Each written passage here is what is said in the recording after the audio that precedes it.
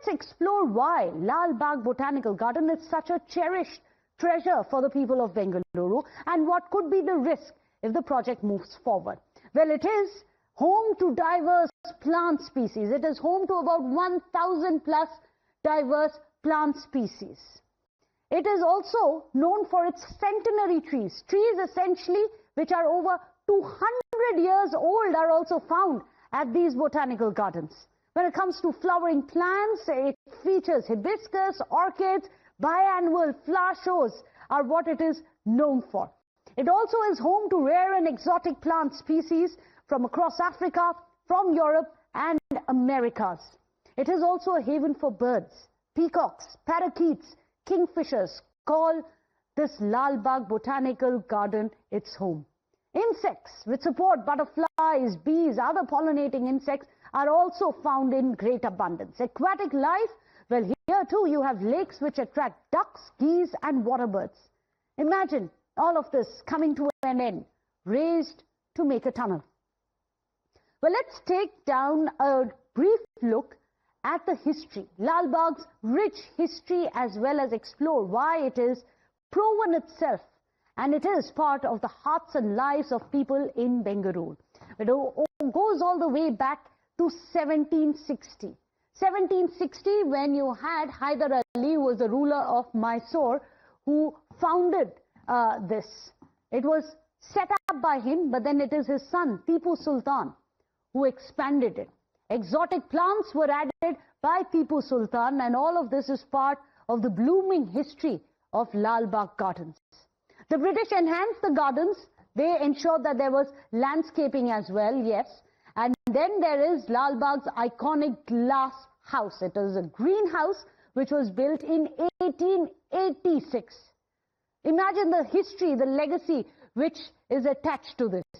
It is designed to showcase the rare and exotic species that it is known till date, and it was transformed from being royal gardens to becoming a public space. It is open to the people of Bengaluru. Now let's take a look at how the public has responded to the possibility of Lalbagh being torn down, and it's safe to say that people are far from happy about it. In fact, this is what people have said. This is part of the Lalbagh Save Bengaluru initiative, which has started on social media, online as well. They are saying the project is a disaster in the making. It will destroy the iconic Lalbagh, and that 6 acres of land are going to be lost because of it. And there has been irreversible damage which has been done to the ecosystem if these trees are chopped down. They are urging the government to immediately halt the plan. Of course, right after that, politics has also inevitably erupted over the issue, with Karnataka Legislative LOP, R. Ashoka. He took to social media. He launched a scathing attack on the Karnataka Sarkara. This is what they have to say. The BJP is saying the Lalbagh is in danger. Katsi, the Deputy Chief Minister's tunnel madness, saying that it is this man, DK Shivakumar, who's pushing for it, this tunnel, that it is his dream project to decongest Bengaluru, which is why he's pushing for it. The BJP also says that this is reckless. 26,000 crore rupees which have been spent to build this tunnel, and it is a project only by the Deputy Chief Minister. He goes on to say that it is damaging the fragile ecosystem for publicity and a vanity project of DK Shivakumar and the Congress party. Also, why are they bulldozing ahead despite the fact that there are red flags which have been raised by the environmentalists? BJP also asks why this arrogance and disregard for Bengaluru's environment, that Lalbagh is not just another piece of a garden, it's part of a legacy. It is our children's oxygen. In fact, they have appealed to the Chief Minister to drop this disastrous plan immediately. Listen in to some of the reactions coming in, cutting across party lines. This is a old plan which the experts rejected. The Deputy Chief Minister very eager to do it. He done, the Kempegowda built this Bangalore. Everybody wanted to keep it intact. but Deputy Chief Minister divided into 5. देखिए, कर्नाटका सरकार का जो फैसला है वो वहाँ की मांग के अनुसार है। बीजेपी ये बताए अडानी और अंबानी के लिए जो तमाम जंगल छत्तीसगढ़, मध्य प्रदेश, तमाम जगहों पे झारखंड में कटवाए हैं, क्या उससे ऑक्सीजन और सांस लेने की समस्या नहीं पैदा हो रही है? Lalbagh is an iconic garden that should be protected. There is no doubt about that. So that tunnel road is also very important. A lot of new technologies have come, so wherein you can take some diversion or something like that. That I would request the concerned department to explore that possibility. Now viewers, this isn't the first time that we've seen vast stretches of land being cleared. Similar situations, as we were telling you earlier, have happened in Mumbai, in Hyderabad as well, prompting swift intervention by the Supreme Court itself. In fact, just to remind you, what had happened at the time of Aarey Colony in Mumbai, which was being razed, 33 hectares were to be cleared to build a metro car shed. What happened in January earlier this year, the Supreme Court made it categorical that there will be no felling of any trees without the Supreme Court's own approval. If there is no approval by the Supreme Court, there is going to be no deforestation in the Aarey Colony. That's the Supreme Court. Let's also tell you how the Supreme Court had to step in during the Gachibowli controversy that we saw at the University of Hyderabad, where 400 acres of this green belt was to be cleared for the government to develop IT parks. What happened? The case went to the Supreme Court in April earlier this year. You had the Supreme Court coming out and saying that there is going to be no felling of trees, and it's unfortunate that bulldozers were brought in the middle of the night despite a Supreme Court order which said that there should be no further felling of trees, but yet the Telangana government continued to fell these trees. It was Revanth Reddy, and then the Supreme Court said that all the trees which have been felled, all those trees which have been axed must be restored. Restore the tree cover. Now let's take a look at what the Supreme Court had to say in the Hyderabad case. They sharply criticized the Telangana government for its action. In fact, these are the specific observations which came in by the Supreme Court. I'm just going to move so that you can see it more clearly. There you have it on your screens. It said that take no steps to cut any trees or reduce the forest. It told the then Telangana government of Revanth Reddy at the time, saying what was the urgency to start the deforestation. Also said report was submitted by the Registrar of Judicial is alarming that hundreds of trees have been cut despite several JCBs were present as well. No further action is going to take place till further orders coming from the Supreme Court. This is what the Supreme Court had said to the Telangana government. So repeatedly, it's not just Karnataka, it happened in Telangana as well. But this is the interesting bit.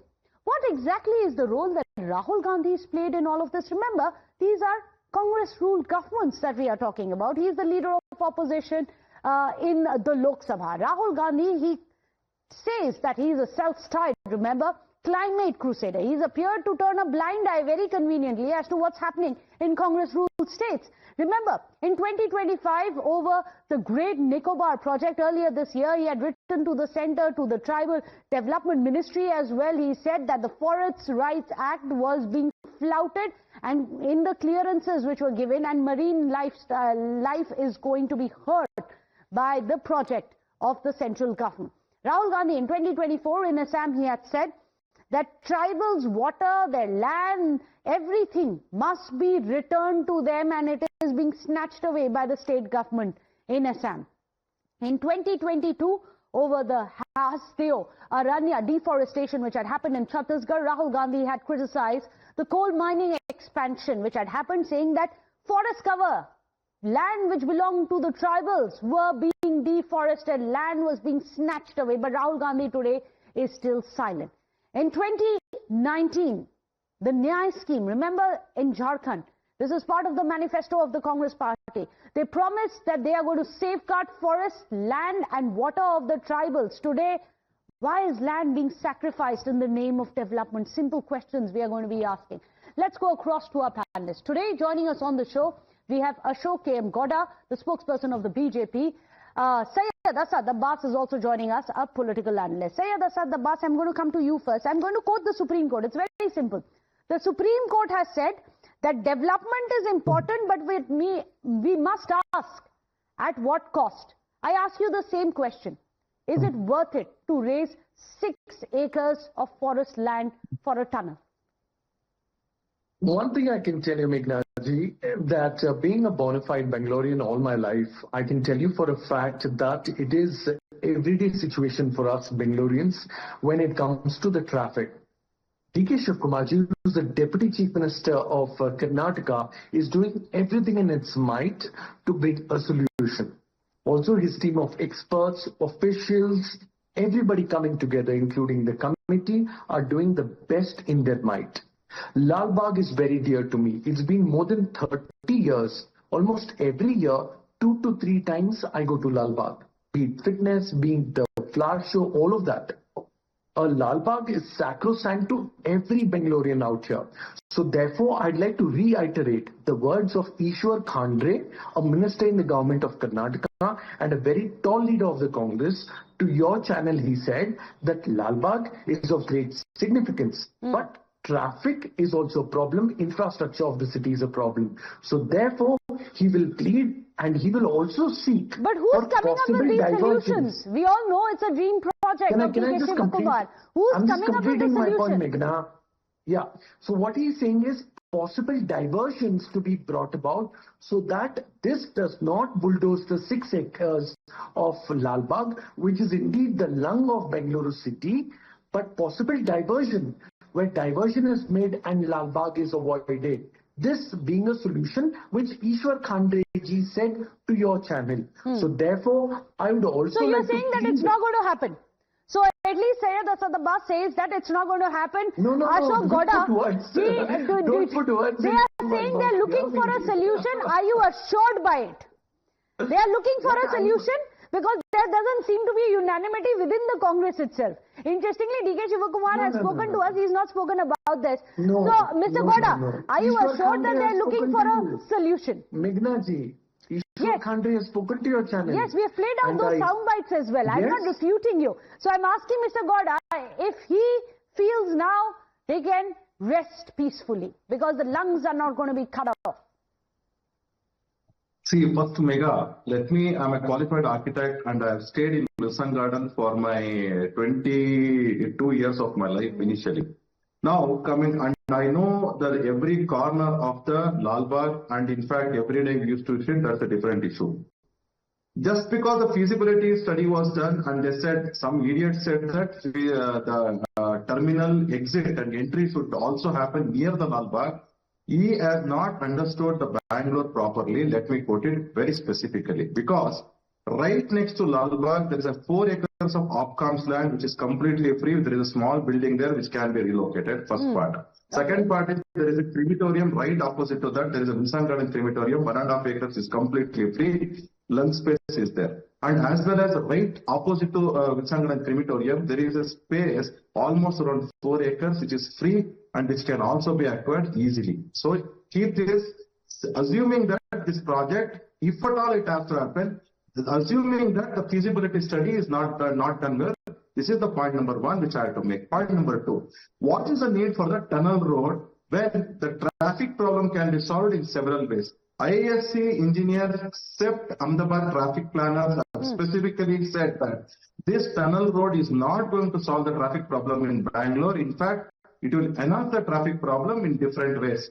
So this being the case, and assuming that like in a traffic solutions, the traffic planners from the CEPT Ahmedabad, I've graduated from CEPT Ahmedabad and I've spoken to my professors who also happen to teach traffic and who also happen to give the solutions to the entire Indian government as well as several other government. When I spoke to them, they clearly said the Bangalore issue is very, very specific. It's not about the road width or anything. It's about the number of vehicles which are moving across the road, type of vehicles. Meaning to say we have a tractor, we have a bus, we have a truck, we have a RCC concrete mixer vehicle, we have a water tanker going at the peak hours. So when these are all happening in the peak hours, this is where the traffic problems are happening and as well as the road. Very important points you made. Important points you made. A quick word. Syed Asadabad, you heard him. Was a feasibility study done? Were the environmentalists, were people who are urban planners, was their advice being heeded? Because Rahul Gandhi calls himself the crusader for the climate. But when it comes to this, Rahul Gandhi too has not spoken. Meghna ji, firstly, it's very wonderful to listen to my friend of the BJP who was silent. He and his party were silent when what happened with Aarey Forest.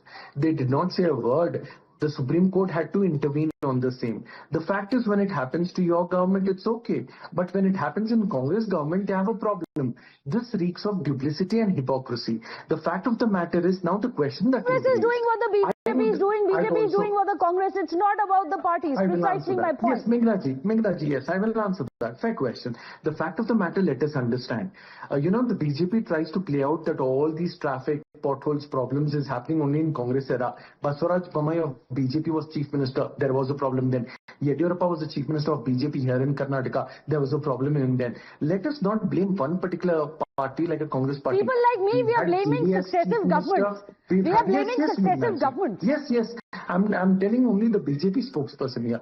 BJP, Congress, JDS, all three have ruled Bengaluru and the Karnataka city. So pinning the blame only to Congress. But unfortunately, we are pinning the blame on any government is quite useless for people like us, because we feel no one's really taken accountability.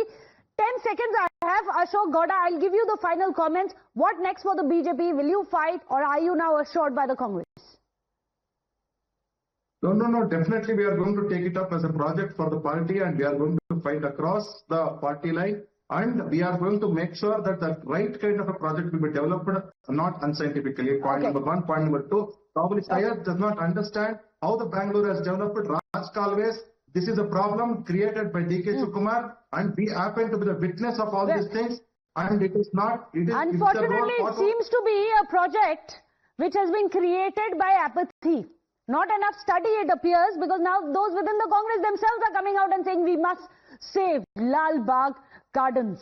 If that is the case, why did this project come up? Let's just leave with what the Supreme Court had said. It's very important that we remind our viewers, the Supreme Court has said cutting a large number of trees is worse than killing a human being. Time and again we have said that we are not against development, but it has to be sustainable. That's the one question perhaps the netas, the politicians must ask themselves. It's not against development, it's about sustainability. Have they come through on that? We leave our viewers to decide. Thank you so much, gentlemen, for joining us. Without a short break.